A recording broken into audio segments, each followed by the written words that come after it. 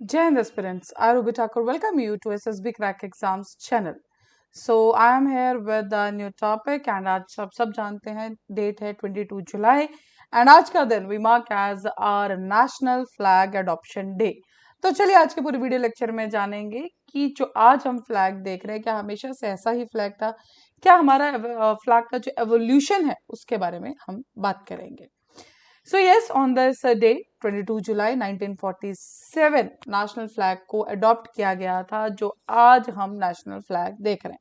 लेकिन हालांकि उससे पहले भी काफी फ्लैग आए थे तो उनके बारे में भी हम जानेंगे एंड फॉर श्योर क्या इनको प्रिवेंट अगर कोई भी इसको डिसरिस्पेक्ट करता है तो ऐसे कौन से रूल्स एंड रेगुलेशंस हैं जिसके ऊपर बात की जाएगी। करेक्ट। तो जब इसे अडॉप्ट किया गया था नेशनल फ्लैग को तो एक स्टार्ट माना गया था कि yes we are moving towards we are establishing an independent India. So जैसे कि मैंने बात की 22 जुलाई 1947 को कॉन्स्टिट्यूएंट असेंबली मिलती है कॉन्स्टिट्यूएंट हॉल के अंदर न्यू दिल्ली के अंदर। चेयर थे जो हेड कर रहे थे that was the Rajendra Prasad ji and उसी के बीच राजेंद्र प्रसाद जी अनाउंस करते हैं कि आज का जो हमारा सेशन स्टार्ट होगा that will be with one motion जो कि लेके आए हैं Pandit Jawaharlal Nehru ji and that is about the flag. And उसी के बाद जो हमारे पहले प्रधानमंत्री हैं जवाहरलाल नेहरू जी वो स्टार्ट करते हैं। सो अभी जो आप देख रहे हैं अपने स्क्रीन पे सो दैट इज रिजॉल्व कि जो हमारा नेशनल फ्लैग होगा वो होगा हॉरिजॉन्टल ट्राई कलर। तो ट्राई कलर मेंशन किया गया था और पहला क्या कलर आता है Kesari that is the saffron. उसके बाद आएगा dark green and the white. तो आप सब जानते हैं नेशनल फ्लैग में सबसे ऊपर हम देखते हैं केसरी saffron colour, then we are having the white and उसके बाद आता है हमारा ग्रीन कलर। और एक चीज अगर आपने देखा होगा तीनों ही जो हमारी जो स्ट्राइप्स हैं वो बिल्कुल इक्वल होती हैं।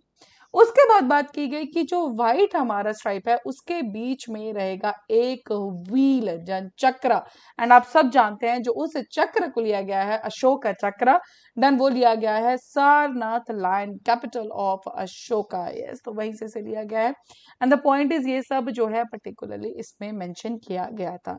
जब ये सब मेंशन होता है एंड उसी के साथ कुछ चीजें कि जो डायमीटर होगा व्हील का that is approximate to the width of the white band. किसका जो हमारा व्हील रहेगा उसका जो डायमीटर प्लस जो व्हाइट स्ट्राइप है उसकी जो विड्थ है उनका अप्रोक्सीमेटली इक्वल होना चाहिए। तो आपने देखा भी होगा कि वो बिल्कुल एकदम बीच में रहता है।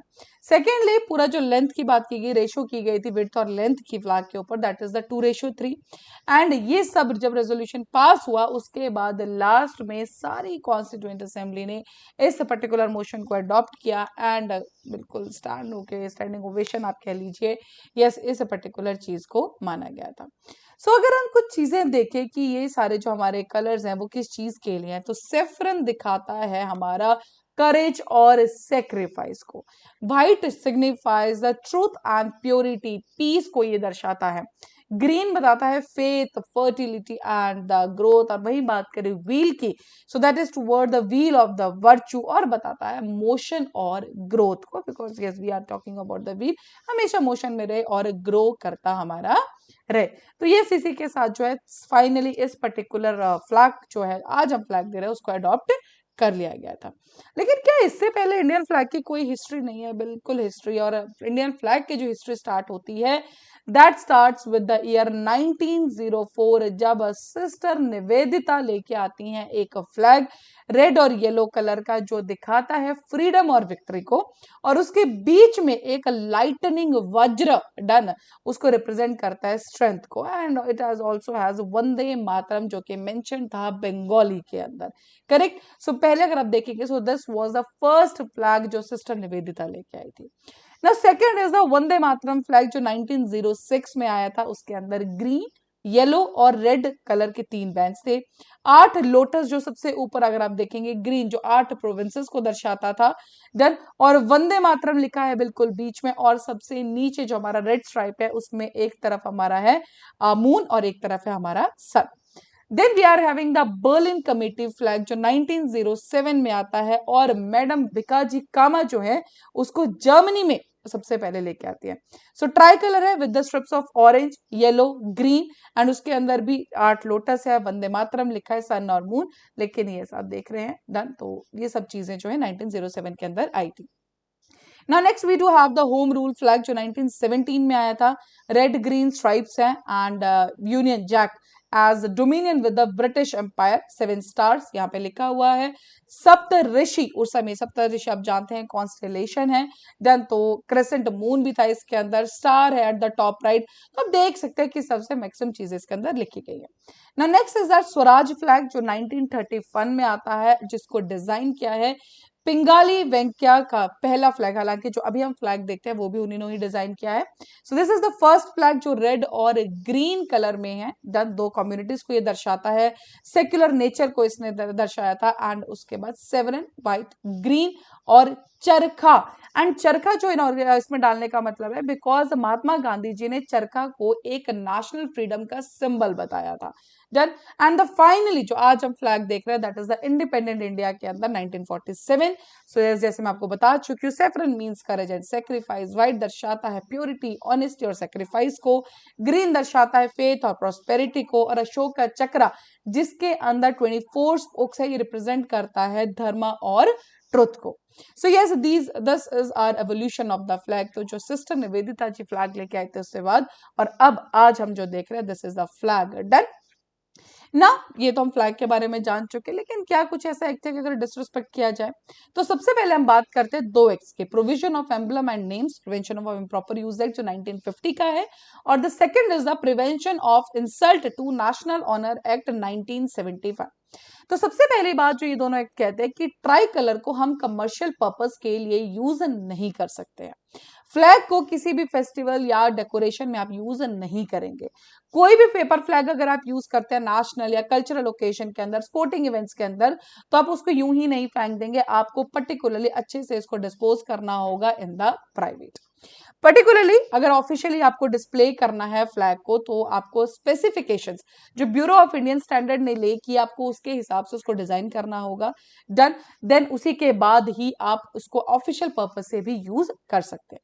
Prevention of insult to national honour act जो कि 1970 का है, वो सिर्फ नेशनल फ्लैग ही नहीं बल्कि बाकी नेशनल सिंबल्स भी, चाहे हमारा फ्लैग हो गया, कॉन्स्टिट्यूशन हो गया, एंथम हो गया, इंडियन मैप हो गया, उन सब के ऊपर भी बात करते हैं कि you can not disrespect any of these our national symbols, correct. और वहीं पे सेक्शन 2 जो है इसी एक्ट का, वो बात करता है कि कोई भी पब्लिक प्लेस में या कहीं पर भी कोई बर्न करता है, म्यूटिलेट करता है, डिफेस करता है, डिफाइल करता है, डिसफिगर करता है, डिस्ट्रॉय करता है, ट्रैम्पल करता है, एनी जो नेशनल फ्लैग हो गया, कॉन्स्टिट्यूशन हो गया हमारा, एनीथिंग, किसी को भी अगर आप डिसरेस्पेक्ट करते हैं तो आप पनिशमेंट प्लस फाइन दोनों आपके ऊपर लगाए जा सकते हैं। तो इम्प्रिजनमेंट इसके अंदर 3 साल तक लिखी है, या दोनों चीजें आपके ऊपर हो सकती हैं। सो जब तक ये दोनों ही इस पर्टिकुलर हमारे नेशनल सिंबल्स को प्रोटेक्ट करते हैं, लेकिन उसके बाद पिक्चर में आता है flag code of 2002। And yes उसी के, हालांकि इसने जो लास्ट हमारे एक्शन को कैंसिल नहीं किया था, लेकिन यस कुछ अनरिस्ट्रिक्टेड डिस्प्ले अगर आप पहले देखेंगे तो रिस्ट्रिक्शन था डिस्प्ले के ऊपर, आप यूं ही कहीं भी यूज नहीं कर सकते। लेकिन यस फ्लैग कोड 2002 आपको एक हक देता है कि आप प्रॉपरली डिस्प्ले कर सकते हैं, लेकिन आपको उसकी जो ऑनर है, डिग्निटी है, आप उसको प्रिजर्व करना होगा। तो प्री एग्जिस्टिंग रूल्स जो थे उनको हटाया नहीं किया था। सो 3 पार्ट्स में डिवाइड है। पहला पार्ट बताता है general description of the try colour, जैसे हमने पहले भी बात की, BIS उसको स्पेसिफाई करता है। पब्लिक और प्राइवेट बॉडीज और एजुकेशनल इंस्टीट्यूशंस किस हिसाब से जो है डिस्प्ले कर सकते हैं फ्लैग, उसके ऊपर बात की गई है। एंड थर्ड इज गवर्नमेंट और गवर्नमेंट बॉडीज कैसे इसको डिस्प्ले कर सकती है, उन 3 चीजों में पार्ट है पूरा का पूरा फ्लैग कोड 2002 का। सो ये सब चीजें उसमें बताई गई। जो लास्ट रिवीजन हुआ था फ्लैग कोड ऑफ 2002 के अंदर, वो दैट वाज कि जो भी हमारा नेशनल फ्लैग होगा वो हैंडस्पन से बना होना चाहिए, हैंड वोवन होना चाहिए, और अगर मशीन मेड है तो कॉटन, पॉलिस्टर, वूल, सिल्क, खादी, बंटिंग होनी चाहिए। Then, so this was the latest revision done to the flag code of the 2002. So last में conclude करें तो डूज क्या है हमारे, हैंडस्पन क्लोथ से बना होना चाहिए, विड्थ इज 2:3 आप जानते हैं, लेंथ ब्रेथ का होना चाहिए, सेफ्रन बैंड होना चाहिए टॉप मोस्ट के ऊपर, सनराइज टू सनसेट के ऊपर हमें जाना चाहिए।